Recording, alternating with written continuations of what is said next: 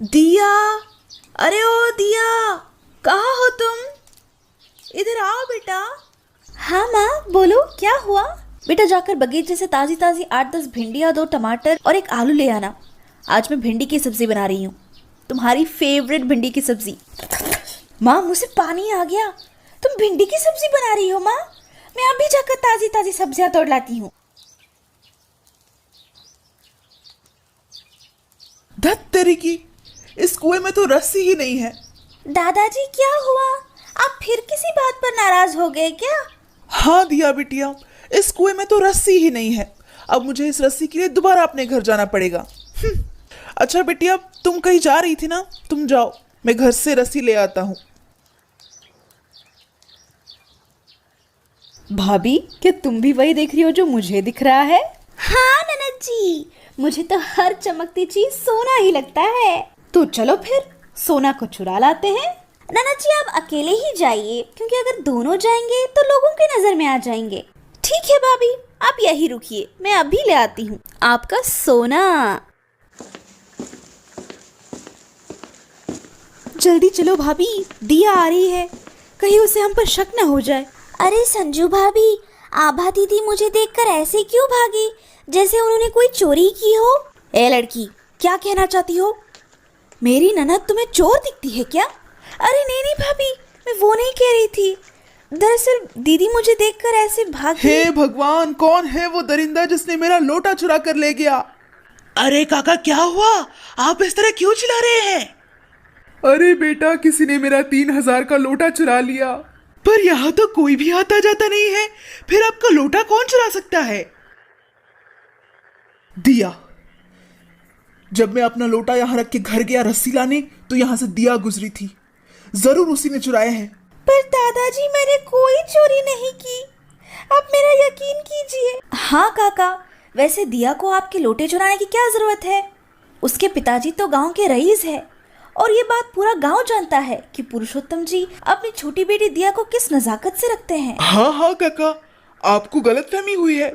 दिया का तो ऐसा स्वभाव भी नहीं है कि वो किसी और की चीज उठाए। दिया बेटा, मुझे माफ कर दो, मैं भूल गया था कि तुम किस खानदान की बेटी हो और तुम्हारी परवरिश किसने की है। पर तुमने किसी को तो देखा होगा यहाँ कुएं के पास भटकते हुए। दादाजी मुझे कुछ भी नहीं पता है, मैंने सिर्फ आभा दीदी को यहाँ से भागते हुए देखा था। ए लड़की, जुबान संभाल के बात कर, मैं तो अभी घर से निकल रही हूँ और तू मुझ पर इल्जाम लगा रही है।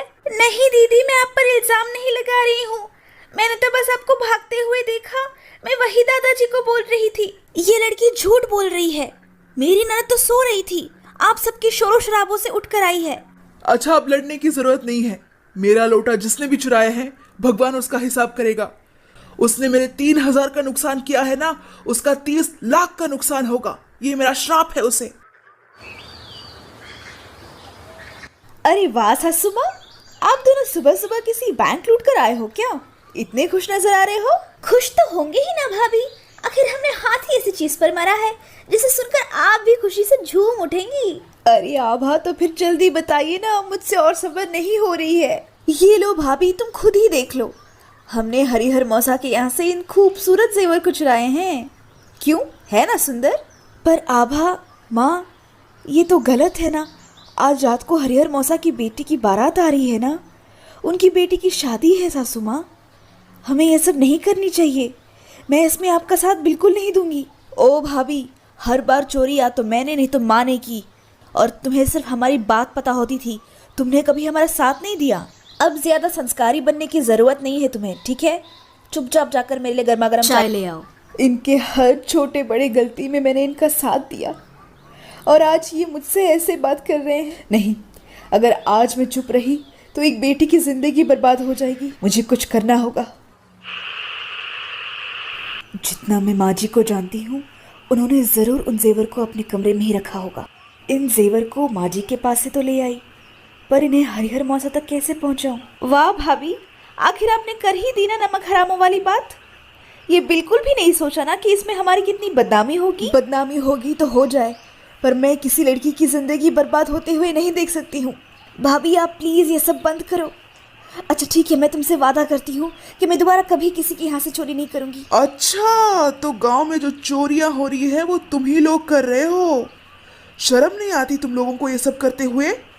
आखिर तुम लोग दूसरों की अमानत को उठा कैसे लेते हो? और अब मुझे पूरा यकीन हो गया है कि तुम ही लोगों ने मेरे लोटे को चुराया है। क्यों, है ना?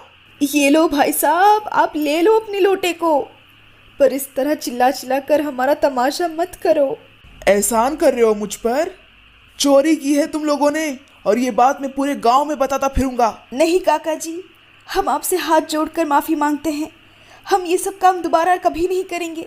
हाँ काका जी, हम ऐसा काम दोबारा कभी नहीं करेंगे। ठीक है, मैं तुम्हें माफ करता हूँ, पर आइंदा कभी भी मैंने तुम लोगों को कुछ भी चुराते हुए देखा तो नतीजा बहुत खराब होगा।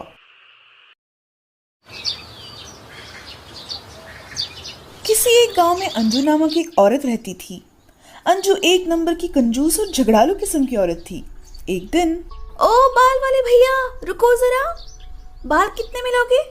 दीदी, 1 केजी का 1000 रुपए। क्या कहा, 1000 रुपए? बस करो भैया, कितना लुटोगे? बाजार में तो 30,000 प्रति किलो के भाव चल रहे हैं और आप मुझे यहाँ 1000 के भाव में बेच रहे हो। कुछ तो शर्म करो। आयो दीदी, आप क्या कह रही है? चलो, आपके लिए मैं 1500 देने के लिए तैयार हूँ। आगे जाओ भैया, आगे जाओ, इतने कम भाव में मैं अपने बाल नहीं दूंगी। अजय सुनते हो, कल शाम को लौटते वक्त किसी नाई को बुला लाना। पर अंजू, क्या बात है? तुम्हें अपने बाल कटवाने हैं क्या? आप भी ना कुछ भी बोलते हो। मैं अपने बाल सिर्फ पार्लर में कटवाती हूँ और किसी को छूने तक नहीं देती। आप बस आते वक्त नाई को जरूर ले आना, मुझे अपने खूबसूरत से बालों से बेचने हैं। भला झड़ते हुए सिर के बाल का भी भाव होता है क्या? हाँ होता है, क्यों नहीं होते। आप बस आते समय नाई को साथ लेते आना।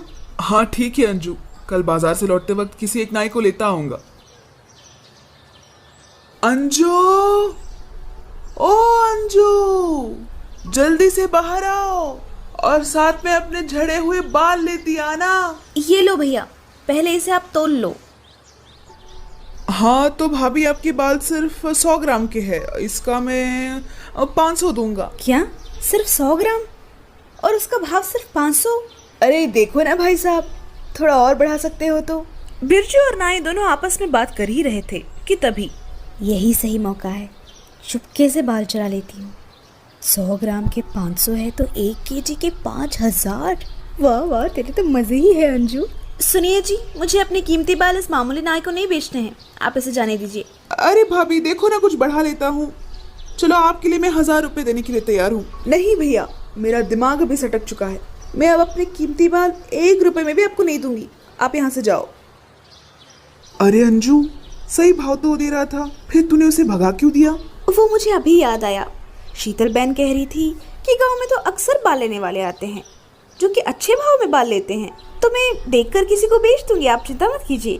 कुछ दिनों बाद गांव में एक व्यापारी आता है। अरे ओ बाल वाले भैया, जरा रुकना, आखिर क्या दाम है मेरे खूबसूरत बालों का तुम्हारे पास? अरे भाभी, आप ही बोलिए, क्या भाव लगाऊं? अरे ये तो मेरे ऊपर छोड़ रहा है। 6000 का भाव लगाती हूँ, देखते ही क्या कहता है। मानेगा नहीं तो 5000 में मान जाऊंगी। भैया मेरे पास 1 किलो के बाल होंगे, 6000 दोगे क्या? हाँ हाँ भाभी, जरूर दूंगा, क्यों नहीं दूंगा आपको।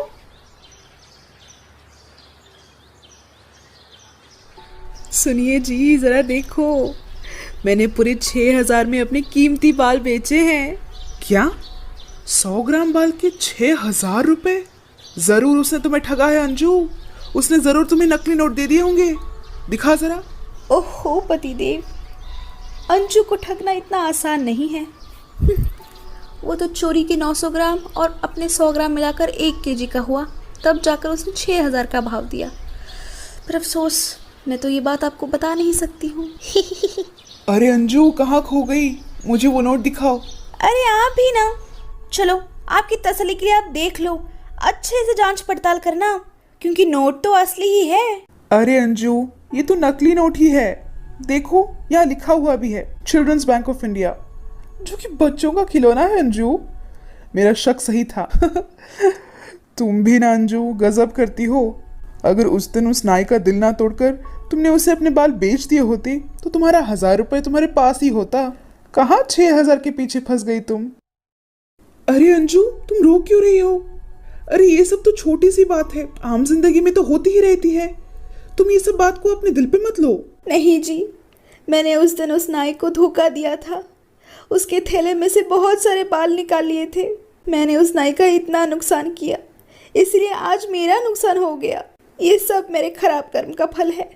इसीलिए हमें किसी का नुकसान करके अपना फायदा नहीं करना चाहिए, क्योंकि दुनिया गोल है। जो तुम दुनिया को दोगे वही तुम दुनिया से पाओगे।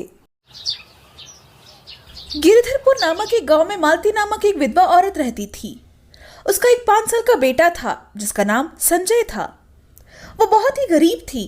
आज से 2 साल पहले उसके पति का देहांत हो गया था। मालती ने काम ढूंढने की बहुत कोशिश की, लेकिन हर जगह से उसे सिर्फ निराशा ही हाथ लगा।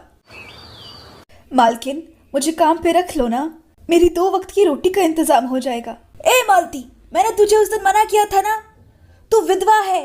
तेरा साया अगर मेरे घर और बच्चों पर पड़ गया ना तो हमारा तो सत्यानाश ही हो जाएगा। नहीं मालकिन, ऐसा मत बोलिए। चुप कर और निकल जा यहाँ से। मालती उदास मन लेकर वहां से चली जाती है। माँ, मेरा ये जो स्कूल का कपड़ा है ना वो फट गया है। माँ, मुझे एक नया यूनिफॉर्म दिला दो ना। तू चिंता मत कर मेरा राजा बेटा, मैं तुम्हें अगले हफ्ते एक नया यूनिफॉर्म दिला दूंगी। नहीं माँ, मुझे आज ही नया यूनिफॉर्म चाहिए, मुझे आज ही चाहिए। बेटा, आज तो नहीं हो पाएगा। अब तुम रहने दो माँ, तुम हमेशा मेरे साथ ऐसे ही करती हो। मालती बाहर आंगन में बैठे रो रही थी और अपनी किस्मत को कोस रही थी। तभी संजय आता है। माँ, सॉरी, मुझे माफ कर दो। मुझे तुमसे ऐसी बात नहीं करनी चाहिए थी ना माँ। मेरा यूनिफॉर्म तो और 2 साल चलेगा, तुम चिंता मत करो माँ। आओ, मुझे खाना खिला दो। मालती इस सोच में पड़ गई कि वो अपने बेटे को खिलाएगी क्या, क्योंकि घर में खाने के लिए एक दाना तक नहीं था। संजू मेरा बच्चा, आज पानी पीकर सो जाते हैं। मैं कल तुम्हारे लिए कुछ अच्छा खाने के लिए लाऊंगी। अगले दिन मालती काम की तलाश में निकल पड़ती है। माँ जी, अगर मेरे लिए कोई काम है तो बोलिए, मैं घर के सारे काम कर लेती हूँ। अरे, सुबह तो बहू कह रही थी कि उसे नौकर चाकर की जरूरत है, इसे ही रख लेती हूँ। हाँ बेटा, हमें एक नौकरानी की जरूरत तो थी। अच्छा हुआ तुम आ गए। वैसे तुम्हारा नाम क्या है, जरा बताना। जी माँ जी, मेरा नाम मालती है। क्या कहा? मालती? वही मनहूस विधवा मालती ना, जिसने अपने शादी के 3 साल में ही अपने पति को खा लिया। निकल जा मेरे दरवाजे से। हे भगवान, सुबह सुबह विधवा का मुंह दिखा दिया। पता नहीं आज का दिन कैसा जाएगा। मालती के दिल को बहुत ठेस पहुंचती है और वो सोचती है, मेरा लल्ला 2 दिन से कुछ नहीं खाया है। आज मैं खाली हाथ नहीं जा सकती हूँ। मुझे कुछ ना कुछ तो करना ही पड़ेगा। मालती दूसरे गांव में आके भीख मांगने लगती है। मालकिन, इस गरीब को कुछ खाने के लिए दे दो ना। मालिक कुछ दे दो ना। मालती एक विधवा है, ये बात आसपास के गांव वाले भी जानते थे, क्योंकि आसपास के 2-4 गांव में सिर्फ एक मालती ही थी जो एक विधवा थी, इसलिए उसे अपशगुनी माना जाता था। उस गांव में भी उसके साथ वैसा ही बर्ताव होता था जैसे उसके खुद के गांव में लोग उसके साथ करते थे। लेकिन उसका भाग्य शायद उस दिन अच्छा था, इसलिए एक सज्जन इंसान ने उसे 100 रुपए दिए थे। आजकल की महंगाई में तो 100 रुपए किसी काम के नहीं, लेकिन वो कहते हैं ना, डूबते हुए को एक तिनके का ही सहारा काफी है। वैसे ही मालती के साथ था। उसने उन 100 रुपए से दही और चावल खरीदे, जिससे 2 दिन का इंतजाम तो आराम से हो गया। तीसरे दिन वो फिर दूसरे गांव जाती है भीख मांगने के लिए, लेकिन उस दिन, इस गरीब पर दया करो साहब। मालकिन, इस गरीब को कुछ खाना खिला दो ना। मालती बहुत देर तक भीख मांगती है, लेकिन उसे कोई भीख नहीं दे रहा था। फिर अचानक कुछ औरतें कहती है, अरे ये तो गिरिधरपुर की मालती है ना? हाँ वही है। हाय मोरी मैया, इसने हमारे गांव में घुसने की हिम्मत कैसे की? कलमुही अपशगुनी, इसके पैर जहां पड़ेंगे वहां कुछ ना कुछ तो अपशगुन होना तय है। मारो इसे। और फिर 5-6 औरतें मालती को मिलकर पीटने लगते हैं। तभी संजय स्कूल से लौट रहा था। मेरी माँ को मत मारो ना काकी, माँ को मत मारो ना प्लीज काकी। देख मालती, आज तुझे तेरे बच्चे की वजह से छोड़ रहे हैं। दोबारा हमारे गांव में नजर मत आना। मालती और उसका बेटा घर आ जाते हैं। उस रात संजय को बहुत देर तक नींद नहीं आती, तो वो आंगन में टहलने चला जाता है। उस औरत ने मेरी माँ को मारा कैसे? अगर मैं एक जादूगर होता ना तो उस औरत को उल्टा लटका देता मैं। मुझे माफ कर देना माँ, आज मैं तुम्हें छोड़कर जा रहा हूँ, लेकिन जब मैं लौटूंगा ना, एक बहुत बड़ा तांत्रिक बनकर लौटूंगा और तुम्हारे साथ अन्याय करने वाले लोगों से मैं चुन चुन कर बदला लूंगा। आखिर संजय जा कहाँ रहा था? संजय अपने गांव से बहुत दूर एक दूसरे गांव में आ जाता है। उस गांव में सिर्फ जादू टोना ही चलता था। उस गांव के घर घर में एक ना एक तांत्रिक बैठा मिलता ही था, मगर उन सबसे बड़ा भी कोई था जिन्होंने पूरे गांव वालों को ये विद्या सिखाई थी। सारा गांव उन्हीं के शिष्य थे। संजय यहाँ आ तो जाता है, लेकिन ये नहीं जानता था कि वो यहाँ से कभी नहीं जा पाएगा, क्योंकि इंसान यहाँ आता तो अपनी मर्जी से है, लेकिन जाता बाबा वीरेंद्र की मर्जी से था। बाबा वीरेंद्र इस सदी के सबसे बड़े तांत्रिक थे, इसीलिए उन्हें सभी लोग आदर सत्कार से मानते थे। उन्होंने तंत्र विद्या से लोगों का भला ही किया है। उन्होंने कभी किसी की बुरा नहीं चाहा। बोलो संजय, क्या चाहते हो तुम? बाबा, आप मेरे नाम कैसे जानते हो? ये बात महत्वपूर्ण नहीं है। क्या चाहते हो वो बताओ। बाबा, मैं अपने माँ का बदला लेना चाहता हूँ। मुझे ये तांत्रिक विद्या सीखनी है, क्योंकि मेरे माँ के साथ बहुत गलत हुआ है और मुझे उसका बदला लेना ही लेना है बाबा। लेकिन मैं और भी एक वादा करता हूँ, मेरे माँ के बदले के बाद मैं और किसी का भी कुछ भी बुरा नहीं करूँगा। मैं तुम्हें अवश्य ये विद्या सिखाऊंगा, लेकिन मेरी एक शर्त है। तू यहाँ से कभी नहीं जाएगा।